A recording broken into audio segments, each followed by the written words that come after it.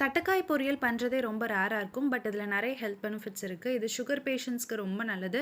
நம்ம டைஜஸ்டிவ் ப்ராசஸை என்ஹான்ஸ் பண்ணுறதுக்கு ஹெல்ப்ஃபுல்லாக இருக்கும். அண்ட் அதே சமயத்தில் நம்ம ஹார்ட் ஃபங்க்ஷனிங்கை கூட இம்ப்ரூவ் பண்ணுது. நம்ம ஸ்கின்னுக்கும் ரொம்ப நல்லது. இவ்வளோ ஹெல்த் பெனிஃபிட்ஸ் இருக்க ஒரு வெஜிடபிளை அட்லீஸ்ட் வாரத்தில் ஒரு முறையாவது எடுத்துக்கோங்க.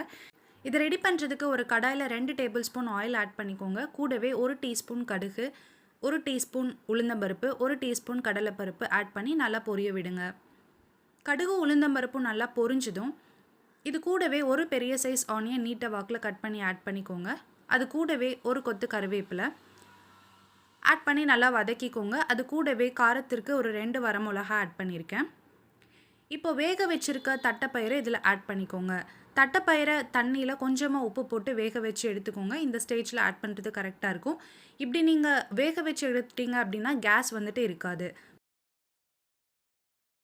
கூடவே 1 டேபிள் ஸ்பூன் மிளகாய் தூள் அண்ட் 1 கப் துருவின தேங்காய் ஆட் பண்ணி நல்லா மிக்ஸ் பண்ணிக்கோங்க. இப்போ சுவையான தட்டைப்பயிர் பொரியல் ரெடி. இந்த மாதிரி ரெடி பண்ணி கொடுத்து பாருங்கள். குழந்தைங்களுக்கு ரொம்ப பிடிக்கும். ஹெல்த்துக்கும் நல்லது. ட்ரை பண்ணி பாருங்கள். தேங்க்யூ.